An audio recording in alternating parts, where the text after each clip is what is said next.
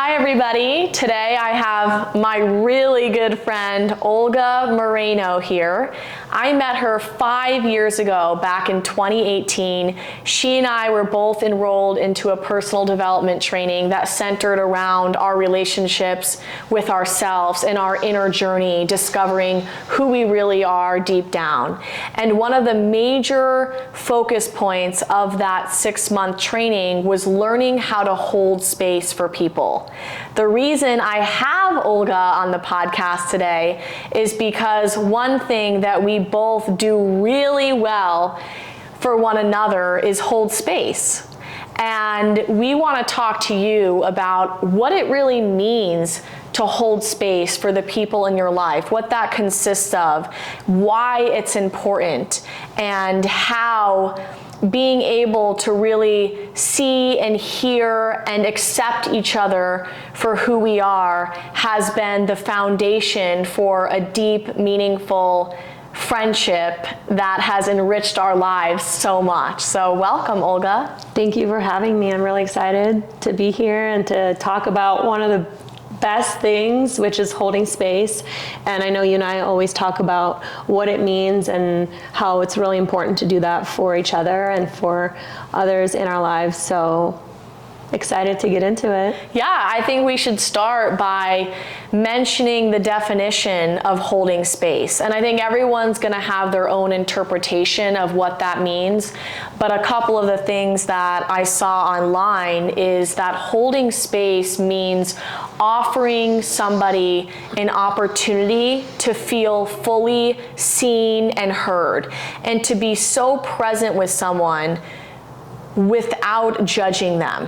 When somebody says holding space, what are the first things that come to mind for you? I think of coming into the experience from a neutral standpoint without having an agenda, without thinking about what I would say, how I'm going to solve their problem, but simply showing up to listen and to be present and to ask powerful questions and just witness the person I'm with in their experience without changing them, offering them solution or advice, and just loving and accepting them exactly where they are, no matter if it's sadness, happiness, just really being with whatever is present. Yeah, 100% to all of that. For me, when I think of holding space, I think of somebody being able to sit with me in my emotions and, like you said, not try to change them, but to really understand why I feel the way I do and acknowledge that as a very real thing. I think oftentimes when somebody shares something deep or meaningful with us, we can sometimes have our own agenda of how we think that person should feel, and we sometimes will push our own ideas for what is going to serve them, when really all we need to do is just be in tune with that person's experience and offer our loving warmth and care to show that person that no matter what they're going through in that moment, that we are here for them, to be a listening ear, or just to offer them comfort. Yeah, I think it's human nature to want to offer solutions or advice, or maybe even bring up an experience that we've had from our own life as a way to support the person. But I think, for the most part, that comes from the purest of intentions, because I think in our society, it's very common to approach support in that way. But I think, what it does, it takes away from what the person's actually looking for, or from their experience. And a lot of times we don't ask when we're in that situation. We forget to ask, hey, what would you like for me to do in this moment for you? Do you want me to offer advice, or do you want me to just simply listen? and be here. And yes, of course, sometimes we ask each other for advice. Hey, what do you think? Or, hey, can you help me? But for the most part, we just want someone to hear us and just to be there, and for us to just share how we're feeling and to just be seen in that. And that's simply it. Yeah, I think when you say that, what comes to mind for me is that phrase, meet people where they're at. And that is so much a part of holding space for people, because when you hold space, you're kind of bringing yourself to the energetic level that that person is on. And you're showing up in a way where that person senses that you can be with them in the discomfort of what they're going through. If somebody were to come to me really sad and hurt and in pain, I wouldn't come to them with my most energetic, passionate, fun self and say, lighten up, everything's gonna be okay. Life is great. Live in the present moment. I would have to drop down to my own feelings and access the pain that they may be feeling, because we've all felt pain in our lives, and we're all capable of going to that place. And why I think a lot of people don't do this is because it is uncomfortable. I often find myself kind of awkward when, one of my family members comes to me crying, and I feel like, oh my gosh, I don't want to go there. I don't want to feel what they're feeling. But I think holding space requires us to do that for the person. It doesn't mean that you have to take on the person's emotions, which can be hard, but it means that you can have the ability to sit with somebody in their pain. Yeah, absolutely. It takes a lot of courage to sit with people in their pain, in their sadness. But many occasions, that's what the person really is needing.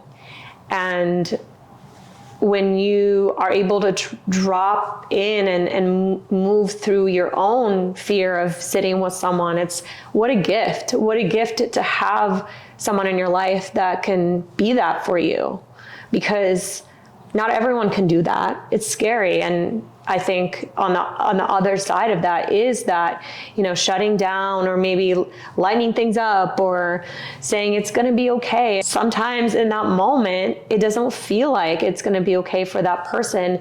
And when you say it's going to be okay, it kind of invalidates how they're feeling, instead of just lets them know that it's all right to feel sadness in this moment. Yeah. Instead of having to be okay, because having to be okay requires them to actually move out of their sadness and move into a different state of being, which is really difficult. As you know, every human being has gone through something challenging, and it's really difficult to move out of that space. You need time, you need to process it, you need to be with people, and sometimes you just need to sit with it. Yeah, I think that our ability to hold space for someone else starts with our ability to do that for ourselves. 100%. It starts with understanding and asking yourself, how do I soothe myself when I'm going through some emotions that are hard to work through? How do I respond to my own needs? Am I somebody who feels sadness or anger and tells myself, it's going to be fine, let yourself feel this for 5 seconds and then toughen up and get back to life, Or do I have an ability to give myself compassion and to give myself the freedom to feel my emotions and not push myself to shift from sadness to joy? I think when we can give ourselves the space and the freedom to feel our emotions, then we can offer that to other people. Yeah, absolutely. And what you were saying just made me think of being little. And I remember feeling a lot of fear, a lot of sadness, a lot of emotion moving through me, and being told to be happy. and being told to act a different way or show up in a different way or to not be sad. And I remember feeling really not seen or not understood and not accepted for how I was. And so when I think of why is it that I really prioritize this in my life now as an adult, it's because I understood what it felt like to not be seen and not be accepted for where you are. And it's difficult, it's sad, and it's also really confusing because it takes away the permission for you to be authentically who you are, and tells you you need to be different for the world to love you, or for me to love you, or for your friends to love you, to accept you. And I think that's the power in exactly what you were saying. It's you have to understand that within yourself in order to be able to hold space for other people. So I think it always starts with us and in our ability to do that for ourselves, or in an experience where we didn't feel seen, heard, or accepted, and wanting to create something different for other people in your life, and also to have that cultivated within ourselves, because ultimately if we don't see, accept, and love ourselves, how are we going to be able to do that for other people, right? Yeah, there was a moment a couple years ago when you and I were on a call with a group of people who were sharing really in depth about their intimate relationships. And that's been one part of my life that I've had a lot of insecurity around. And when I was listening on that call with you, a lot of my own fears came up for me that were difficult to face. And the next day, I actually texted you and I told you a little bit about what I was going through. And I mentioned to you, actually, I'll read the text. I said, I don't really know. I get so lost sometimes and I go into a state of panic thinking about intimate relationships. And your response to that was, oh man, Shayna, I hear you. And I know it's a really overwhelming topic for you. And then you started saying, can I ask you a couple questions? You said, what is it about that is so scary for you? And I responded, I told you honestly what I felt. And you said, thank you so much for sharing. I really appreciate your honesty. And, we dove into that a little bit deeper. But in that moment, you can see how you didn't tell me how I needed to feel. You didn't start offering solutions or telling me what you think I should do. You really just opened up a space for me where you got really curious about my experience and allowed me to be vulnerable with you, because I knew that you weren't going to judge me for what I had to share. You were just going to offer me love and support in your listening ear. So that was an example of a time where I felt very validated. How did it feel for you? Well, I want to actually break that response down into different parts, because I think that's something that could be really valuable to discuss. So, like you mentioned, the first part of my response to you was saying, oh man, I hear you, and that sounds really difficult, and I could tell that you're really struggling here. So part one is just acknowledging that the person that you're with, how they're feeling is valid, that it's 100% okay for them to feel that way. So I think that that's the most essential piece of it all. And I think if you just simply do that and nothing else, that is going to be extremely powerful. And it feels so good to just say, I see you, I feel you. And then you don't have to come up with solutions or have those racing thoughts of like, what do I do in this moment? What do I say? Because you don't have to. All you can say is, I hear you. and just be present to exactly what it is they're saying, and also perhaps what they're not saying. Have you ever had a conversation with someone where they're telling you something, maybe like how everything's okay, but you could hear it in their voice and in their mannerisms and just in their way of being that there is sadness, or maybe that they're avoiding? And so I think that that's really important too. It's like really being present to notice if what they're not saying is actually matching up with what they are saying. So in the second part of that response was me asking permission to ask you some questions, because there are some moments where the person that you're with might not be open to answering questions, and all they want is just to kind of sit there and be seen. So asking permission for, hey, can I ask you some questions? Are you willing to share with me? And approaching it from that way, I think opens up a door for a bigger conversation, and lets you know, hey, green light, friend, you can dig in a little deeper, or no, I don't want to go there quite yet, or maybe not right now. I think permission is so key during holding space and during difficult conversations. And then the last part of that was me sharing my experience of you in a really honest way, and offering some thoughts. Just if you're open to it, here's some thoughts that I have around this. So it's a multi-part situation, and I moved on to part 2 and 3 and 4 only because I felt that you were open and receptive for me to go into those places. Mm-hmm. But if I simply said, I see you, and I know this is really difficult for you, would you say that you would have still felt like I cared about you, and I held the space, and I saw you in what you were experiencing? Yeah, and even towards the end of the conversation, the fact that you said, thank you for sharing this with me.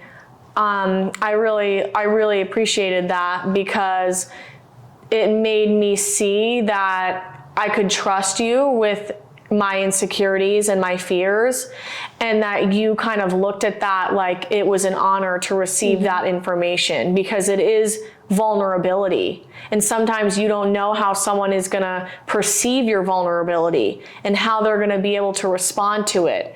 You saying thank you after I shared something really deep and personal with you was an acknowledgement of the courage that it took from me to share that with you. And from my side of things, what a gift that I have the type of relationship with you where you are willing to actually share deep personal things and trust me with that information, because that's really key. Prior to this conversation, we've cultivated a trust where you felt like you could trust me with this information, because you wouldn't tell just anyone this information, but because you trusted me, I felt like it was an honor that I could be there to support you in that way. And it made me feel good. It feels actually really amazing to be able to hold space for someone that you really love and care about, because that really says a lot about you and also your friendship with that person and the level of trust that you have between the two of you. Yeah, I've noticed just among my own friends in their 20s, sometimes I've come to friends with some really personal information and they didn't quite know what to do with it, you know? They're just like, do I hug this person right now? Should I say I'm here for you? Do I offer advice? And I think that's the question that a lot of people ask themselves in their relationships. And one thing that I know would help is if you and I go through some kind of invalidating statements to give people an idea of what they may or may not be doing in their friendships and relationships that is either serving them or not. Yeah, let's do it. I think it's great to go through them individually and just provide examples, because I will be honest, I have said so many things in the past. And just for context, Shayna and I have an 11-year difference. I'm 35 and Shayna is 24. And so a lot of our conversations, I come to from a perspective of, I have experienced a lot of what she is currently experiencing. And I have said some things and I have done some things that were not holding a safe space for friends. But we live and we learn. And it's really amazing to be able to have resources and podcasts and friends now where this is a larger conversation, because I would say in my early 20s, this wasn't a conversation that I was participating in. And I was just navigating things just from my own experience, from how I was brought up, who I was around. So yeah, let's talk about some tools and some phrases that will give some concrete examples. Yeah, I'll say the same. I'm in no way perfect, and I've probably said 9 out of 10 things from these invalidating statements. But like you said, I've learned from that. And the reason I've learned so much is because I've completely transformed the relationship I have with myself and my own emotions. So I'm going to read a couple from my phone. Some invalidating statements. You shouldn't feel that way. That is a big one. Oh, yeah. I remember sitting with 2 friends. One of the friends shared something that was really courageous and hard for her. And she said, I'm really scared to tell this person about what I just shared with you. And the friend said, oh, you shouldn't be worried about that. You should not be stressed. You shouldn't panic. So what comes through your mind when you're going through something very overwhelming and somebody tells you, you shouldn't feel that way. You shouldn't be sad? Well, the first thought that comes to mind is, well, I am feeling this way. So should I just change how I'm feeling? Because is it that easy? It's not. Because if I feel something, I feel it. And there's no magic wand that we can just wave and all of a sudden, okay, now I feel great because you told me that I shouldn't feel how I'm feeling. It's funny to think about that, but it happens all the time. That's the most common one I hear. And the reason I think people say you shouldn't feel that way is because they themselves are so uncomfortable feeling the emotion that that other person is feeling that they don't want to sit in the discomfort of that emotion. So they tell themselves, you should not feel this way, as a way to ease the discomfort and try to ease the other person's discomfort. And perhaps they're actually saying, I don't want to feel how you're feeling, but I'm with you and I want you to feel different because I don't want to feel this pain. Feel different so that I can feel better. You know, be happy when you're sad so I can be happy and then we can move on. Yeah.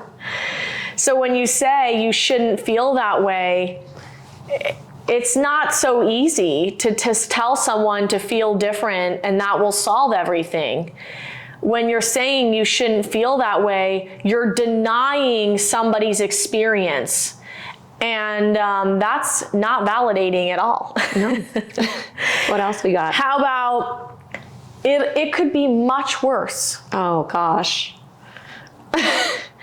At least you're not X, Y, and Z. Exactly. I've definitely had that happen to me. And and then that minimizes that what you are experiencing is actually not worthy of you being in pain about it or being sad about it, because it could be worse. There could be other things happening that could be much, much bigger than this. So that means how you're feeling is not important, is what I'm hearing from that statement. Yeah, comparing somebody's pain to someone else's, it's it's definitely invalidating because, again, you're not recognizing what the person is going through. You're basically sending them a message that what they're going through is so small and not important of being heard. Yeah, insignificant. Yeah. Is what the word that comes up for me. And think about, what if that person then goes off to think that what they just experienced was insignificant, and that maybe how they feel or what they need doesn't matter, and take on that as a thought. Yeah. I had a time where I was going through a lot of challenges and I was just having one of those off days, and when I told somebody about how I felt, and I was in a particularly low energy state, they said, "Life is good." And I thought, yeah, life is good for you right now, but life isn't so good for me. Like, I can't see in this moment how amazing life is because right now I'm just trying to work through the pain that I'm being confronted with.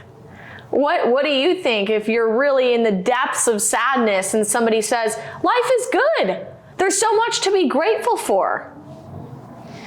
Yeah, it's really hurtful because it makes me think that that person, they're looking at me and they're clearly seeing that I'm going through something or I'm in pain, but they're refusing to acknowledge that.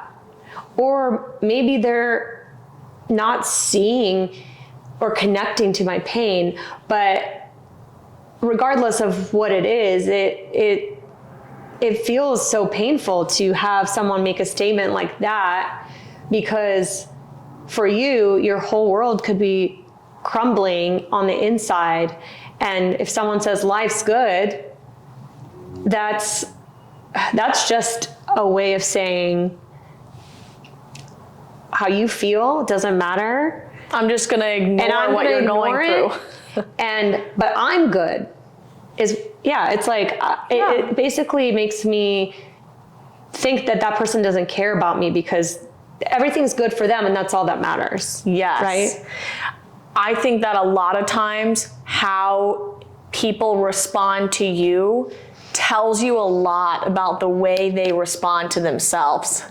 When somebody says to you, life is good, when you're hurting really badly, you can imagine that's probably what they tell themselves when they're in pain. They just say, hey, look around you. There's so many silver linings. You have so much to be grateful for. Life is great. And then they suppress their own feelings. And as a result, they do that to you. And I would say that sometimes we'll say, oh, don't worry, everything will be fine. And again, that's another example of a way to invalidate someone, because if somebody is worried about something, telling them don't worry is not going to automatically remove all their fears and anxiety. Like when I came to you and said, I'm so afraid of, my challenges with intimate relationships, and you said, well, there's nothing to be afraid of, I would have been like, oh, okay, case closed. And you would have gone on to still feel how you felt, but you would probably think, hey, I can't come to this person for this type of advice or for them to help me with this, or even just be there for me on this topic, because the response is just, hey, things are good. Don't worry about it. Yeah. And it takes away connection. It takes away the space. It takes away the opportunity to hold space when the response is that, hey, look on the bright side. And I've actually been in a situation where exactly what you just said happened, where something pretty terrible happened to one of my friends. And she was crying and she was really upset. And another friend just kept saying, it's okay. It's okay. It's going to be okay. You're strong. And I see that the advice and the comforting was coming from such a good place, but it was also missing the mark of what was needed in the moment. And all that was really needed was, I'm here for you. I think you bring up a really good point. When somebody comes to you with something meaningful, sometimes you have to clearly communicate with that person what you do need from them, because we're not mind readers. Yeah. And there's moments when I actually do want guidance and coaching and advice. And there's moments where I just want someone to listen to me. And when you're the person communicating something important, it is your responsibility to tell the person you're sharing with, hey, this is what I need from you. I need you to just be with me while I process my emotions. Or, hey, I really need your insight here. What are your thoughts? Yeah, absolutely. I think it is really important to clarify, because then you can best support the person that you're with. And there's been many moments, like you said, where you've called and you said, hey, I need advice. And so then I know, okay, if I'm gonna give her advice and she wants it. Yes. And then it's a conversation that we're participating in it with the same intention. But if you don't tell me and I start giving you advice and you don't want advice, then we're on two different pages. Yeah, and then I'll be resentful or upset and I won't want to talk to you, right? Exactly. And feeling of resentment within your friendship is really not effective. And I think a great way to avoid miscommunication is just being clear and being really direct and having the courage to ask for what you need instead of assuming that just because it's your friend and they know you, that they're going to know what to do in that exact moment. Because like you said, we're not mind readers, and it really does support each other to clearly say, hey, this is what I need from you in this moment. And then you can know exactly where to go. There was a time early 2022 when I was working this corporate job from 2 o'clock to 11 o'clock at night from Tuesday to Saturday. I lost my social life as a result, and I was really stuck. I knew that there was something about that was eating at me that I just could not stand anymore. And there was a time that I had met somebody who gave me the opportunity to try out door-to-door sales and be like an independent contractor instead of working this crazy corporate job. And I had this inner knowing and intuition that was telling me, I need to quit this corporate job, get back my social life, and go try door-to-door sales. And then I had a thought that said, Shayna, you're absolutely crazy. What are you thinking? You can't just quit your job out of nowhere and then go work for 100% commission. Are you nuts? So what did I do? I picked up the phone and called my very wise friend, Olga. And I actually said, Olga, I think I'm losing my mind. Like, I think I'm going crazy. I'm thinking about quitting this job and going to sell solar. What do you think? And what did you say, Olga? Well, first I said, hey, that's amazing. I don't think you're crazy.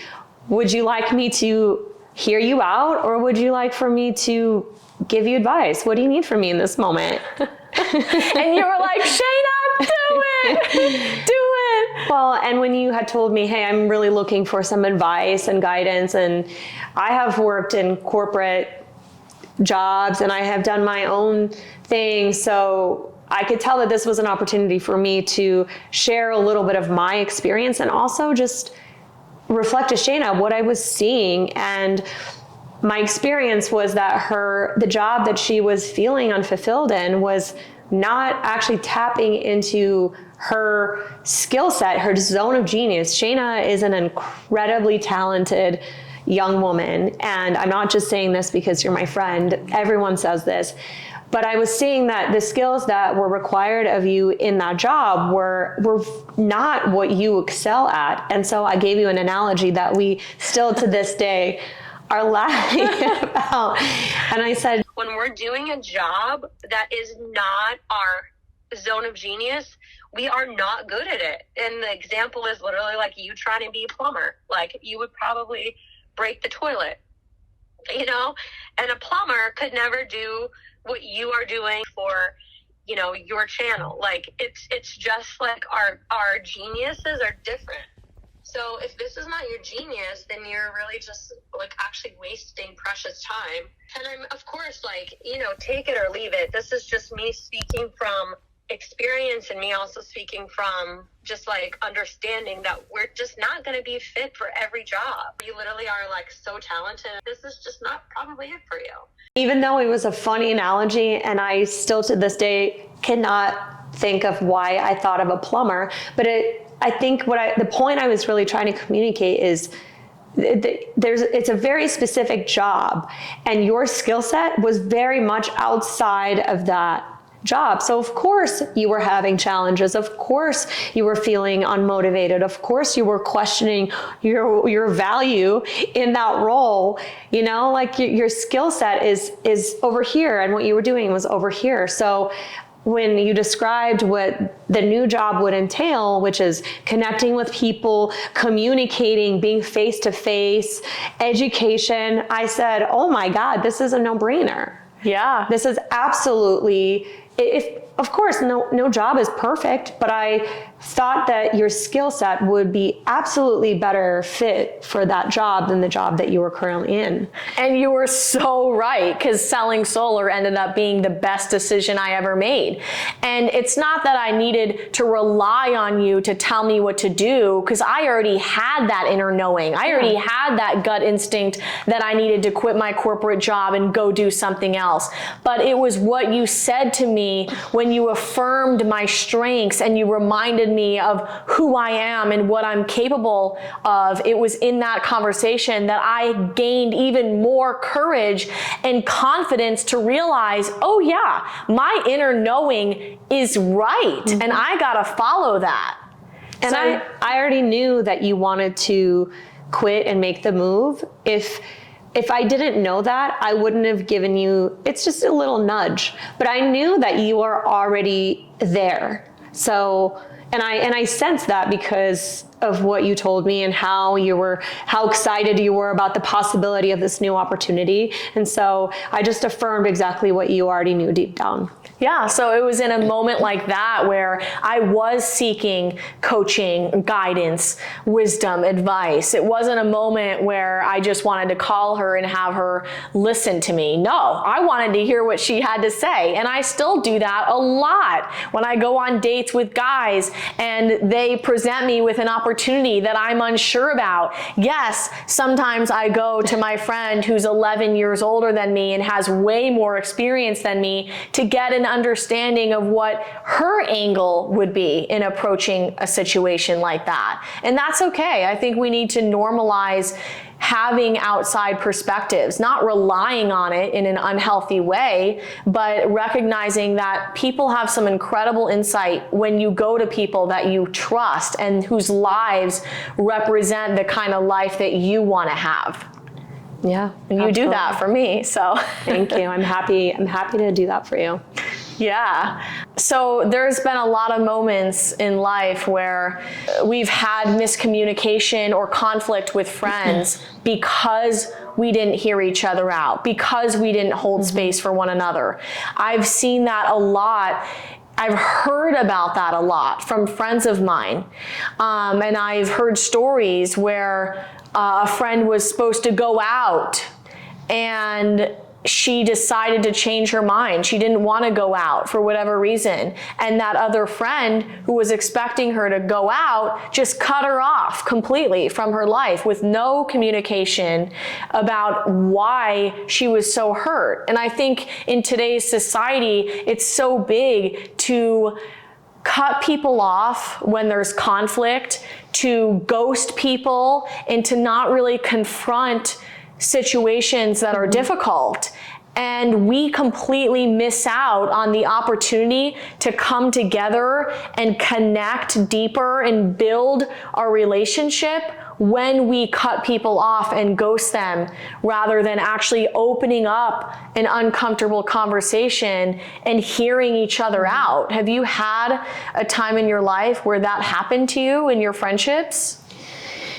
Yeah, just even you saying that, people are ghosting or people are cutting each other out of each other's lives. And what pops up into my head is that it's easier in a lot of ways at the beginning, of course, like maybe in the moment, it's easier because you don't get vulnerable and you don't do the scary thing, the thing that doesn't feel good in the moment, that feels like, oh, everything in my body is just telling me don't do it, it's scary, you're gonna die, right? That's what we feel like in those conversations. Because we don't know if that person can meet our need. Exactly. We could get rejected. Exactly. We don't know what to expect on the other side, right? In that space. But so what happens is that you actually take away the opportunity to even create a space to see and hear the other person. And to answer your question, yes, I've absolutely had that in my early 20s, actually, with a good friend of mine.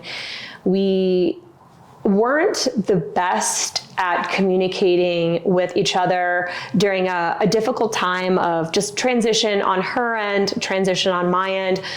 We no longer lived in the same city. One of us wasn't the best at calling each other. The other one wasn't the best at texting. So what started happening is that each of us had made up a story about what was going on in each other's lives, or made up a story about what the other person was feeling, but we weren't actually asking each other the question of, hey, are you upset with me? Hey, did I do something wrong? Hey, what, can you tell me how you're feeling? Are you going through something? And what I did on my end, and I'll be totally honest, is I just pulled away, because at the time it felt easier to not communicate and just move on and be with friends who were calling me, friends who were meeting up with me, friends who were having a good time with me. It just felt easier, honestly. And what ended up happening, however, because we both weren't willing to open up the space to have that conversation with each other, our friendship drifted apart. And for many years during our mid to late 20s, we didn't communicate, we had lost touch, and the relationship fizzled away without really anything big happening. There was not an event where we got upset with each other. There wasn't anything really. It was just because we didn't create that space to have that conversation. And what ended up happening at one point is we ended up at the same event, a mutual friend's wedding. And years into my personal development, I was able to recognize that there was an opportunity maybe to open that conversation back up and see if she would be receptive. Because at that point, later on, I was willing to get uncomfortable, and I was willing to be courageous and to hear her side of the story without taking it personally or defending myself, which is what I was doing in the early phases of that friendship drifting apart. And it ended up being amazing. We had an open, honest conversation about how we both felt, and really we were feeling the same. We were sad about the ending of the friendship, and we are now very close. And I just was with her for her baby shower, and it was a really big lesson about the importance of asking the uncomfortable question and getting uncomfortable when you are in conflict with someone, because I really believe that the only way to resolve the conflict is to open up that space, because ignoring it doesn't do anything.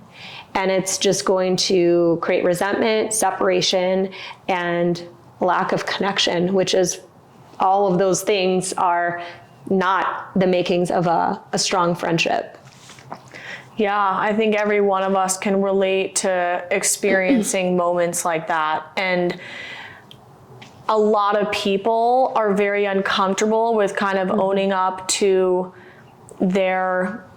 what they're not contributing, or to kind of acknowledging what they may be doing to cause hurt in a friendship. I see that a lot with friends, where if a friend brings up something that they're hurt by, the other person will be so defensive and will completely miss out on validating that person's experience. And one thing that's so important to know is you don't necessarily need to agree with how somebody feels when it involves you, but you absolutely do have a responsibility to acknowledge what they experience. Yes, they may be making up stories and interpretations that you don't care about them, but even if you believe it's not true, you still need to empathize with how it feels for them to be believing that story. You need to be able to recognize and say, I understand how you would feel that way. And I think it's important to talk about a couple statements that actually are invalidating. I love when people say, I understand how this would make you upset. I can see why you would be angry. Yeah, or I hear you. Yeah, I hear you. I see you. I can see, like you said, I know that this is a difficult conversation for you. I know this must be really hard for you. It's okay to feel what you're feeling. Yeah, I think that the last one that you just said, it just feels like this weight lifted off my chest anytime I share something with someone and they say it's okay to feel sad, angry, confused, lost, whatever it is, because it feels so big in our heads. And for me, I should myself and I shouldn't myself. Like, I shouldn't feel like this. And I do have a little bit of like, life's good. Be grateful for what you have. That is absolutely the conversation that I have. So when someone says to me one of those things, like in the past, you've said to me at one point where I felt very confused about what was going on, and you said it's okay to be confused. And it was just like that feeling of like, okay, there's nothing wrong with me. And I think you even said, I feel confused all the time. Oh, I'm still confused. And there is, of course, we have talked about, not taking that away from someone, but sometimes it does feel good to know, hey, someone else feels the same way as I do. And it does feel like I'm not alone, because at the end of the day, I want to know that I'm not alone, that I'm not the only person that feels like this, and that people see me in my pain. Yeah, when it comes to validating people's feelings, you can simply just mirror back to them what they're sharing with you. If somebody comes to you with frustration or confusion, you can say, hey, I hear that you're really confused and frustrated. I can understand why you would feel that way. That's just an example. Yeah. There's so many different ways that you can go about validating somebody, but it's so important to do that, especially when you're in conflict with someone else. And there was a time when you had plans with me and our other friend, Marissa, and you had to cancel those plans. Talk to us about how you approached a situation that could have led to a big conflict, but didn't. Yes. So we had made plans to spend some time together, and we live quite a ways apart, and the days that we had made plans for just ended up getting filled up with some stuff, and things just kept coming up, and I started to feel anxious about possibly not being able to make it out to spend some time with you guys. And I started to communicate that with you. And what I had realized is that the conversation in my head was telling me they're going to think that I don't care about them, that I don't prioritize spending time with them, that they're not important. And again, you never said this, but I started to make up these conversations in my head. And when I had messaged you and told you I don't think that I'm actually going to be able to make it, and just like giving you a heads up a day in advance so you knew that this wasn't going to happen, I didn't get a response right away from our other friend. And of course, I started thinking, oh my God, she's upset with me. She thinks all these things that I've been telling myself that she's going to think. And in that moment, instead of sitting there and thinking, okay, she's upset with me and making up all of this stuff that wasn't the truth, it was a story I was telling myself, I reached out and I said, are you upset with me? Because that was a legitimate thought. And what did you say? Well, I didn't even know that we had the plans. And then Marissa, who was the one who didn't respond to you canceling the plans, she was not upset in the slightest. And she was just watching TV and didn't have her phone on her. So this is a perfect example of how we make up stories about what certain things mean, like what a lack of response for 30 minutes might mean. So I interpreted that as she's upset with me, but in reality, she was just relaxing and not looking at her phone, and she was not upset with me at all. But because I clarified and I asked and I dropped in and was vulnerable, and I did something that felt scary, because it is scary for me to ask if people are upset with me. I am a people pleaser, so I never want my friends to be upset with me. Of course, that's not realistic. There's going to be things and there's going to be conflict.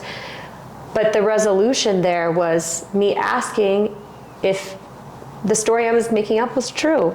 And it was not true. And we moved forward really effortlessly from there, and we ended up spending some time together in the coming days, and it was a non-issue because we handled it in the moment and created the space for all of us to be open and honest with each other. Yeah, and there's, like you said, there's not always going to be times where your friends are not mad at you. Of course. That could have been a moment where we said, actually, yeah, we are mad at you for canceling plans with us. And if that did happen, that would have been the perfect opportunity for you to recognize how we feel without defending why you had to cancel or why it was okay that you canceled. And that's where a lot of people miss out, is they get so caught up in why they're right about what they did that they completely forget to acknowledge the person who may be hurt by their actions.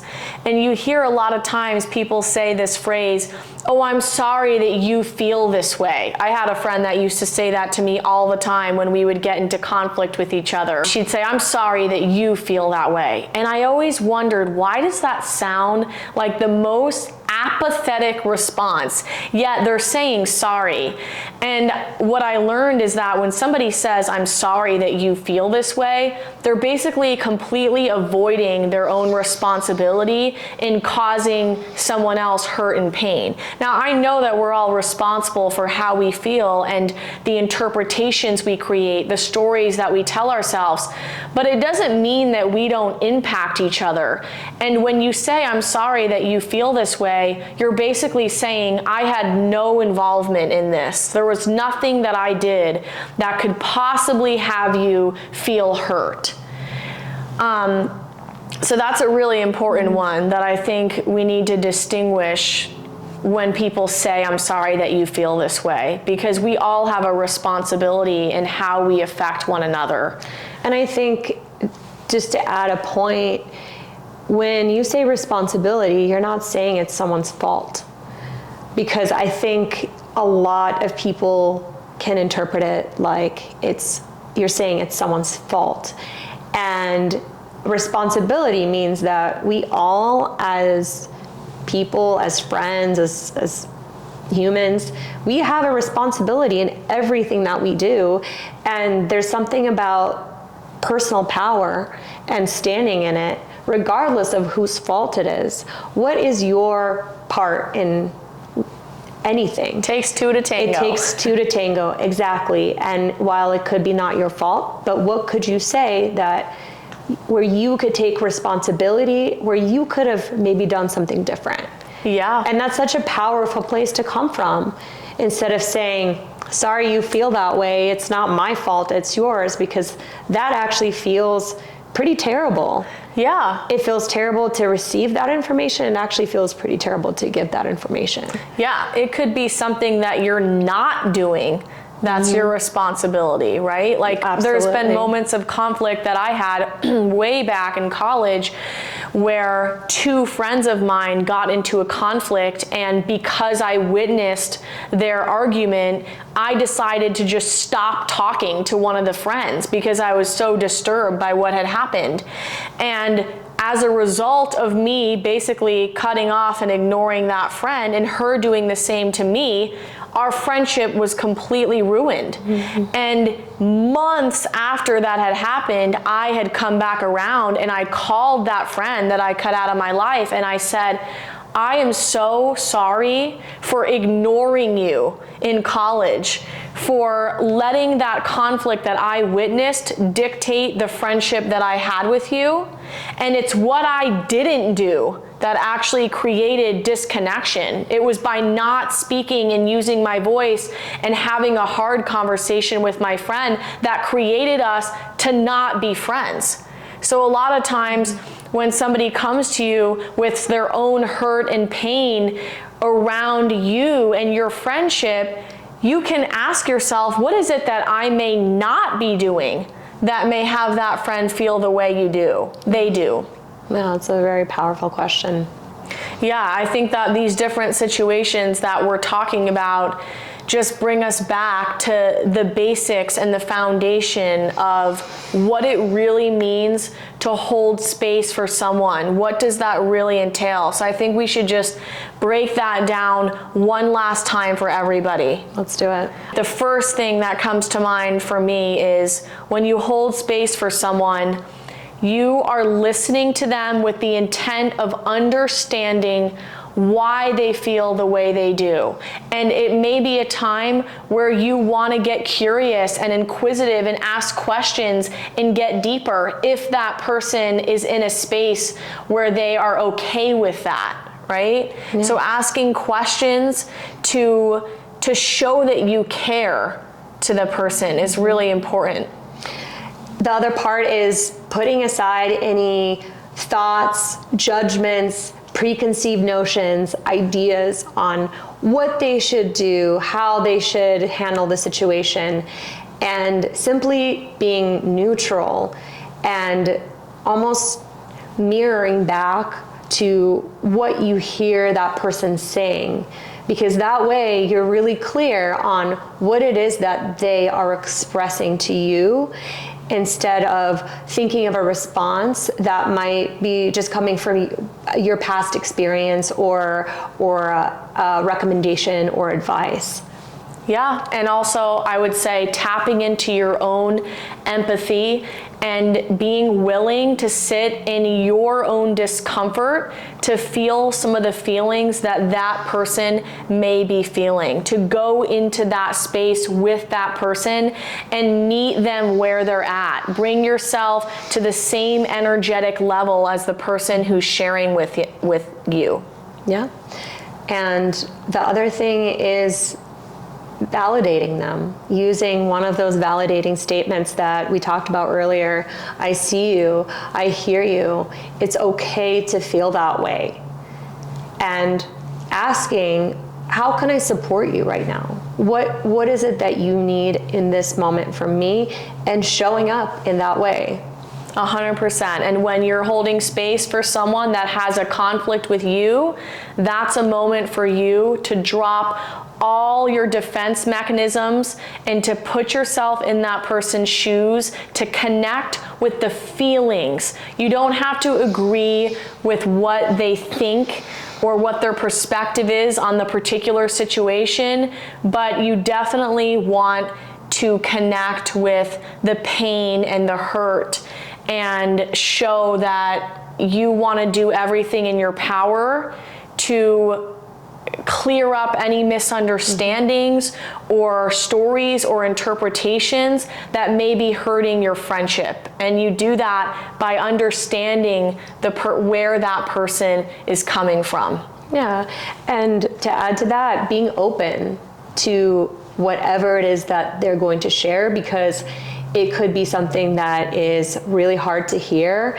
something that you don't want to hear, something that you don't agree with, but coming into the situation with an open mind and really creating that space for them to share whatever it is, for you to stay in that open-minded place and avoid agreeing or disagreeing, and just staying open throughout the whole conversation. Because when you aren't defending yourself, or when you aren't closing down, you might actually hear something or see something from a different perspective than you did prior.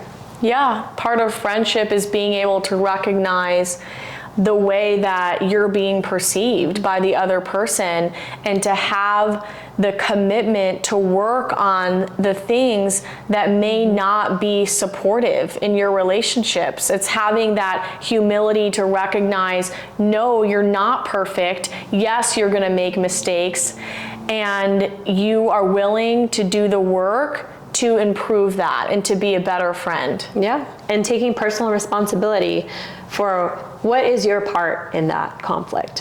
Where did you go wrong, or what could you have done, or what could you have not done?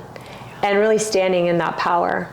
Yeah, 100%. That's something that we have seen completely transform our relationship. It's the reason that we are so close. Like, Olga is literally someone I consider to be my older sister, not only for all the wisdom and guidance that she's given me for the last 5 years, but really because of the way that she's always there for me through all seasons of life. She's been there in my happiest, best moments, and she's been there in the worst moments. And all throughout those times, she's always known how to be there for me through the highs and the lows in a way that makes me feel like she really loves me and cares about me. And that's all that we want for you and your relationships in your life.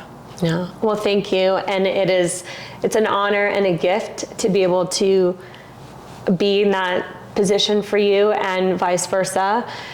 Even though you are 24, you give me advice all the time, you hold space for me all the time, and I come to you for so many things. And what I really love and appreciate most about you is I know that no matter what I tell you, I'm never gonna feel judged, I'm never gonna feel rejected, and I'm always gonna feel seen, heard, and accepted with you. Same goes for me, Olga. I love you. I love you too. And we're so excited to see how you start holding space for the people in your life. And please share with us how that impacts all of your relationships. Yeah. Thanks absolutely. for joining us today. Thank you. Thank you for having me. Yeah.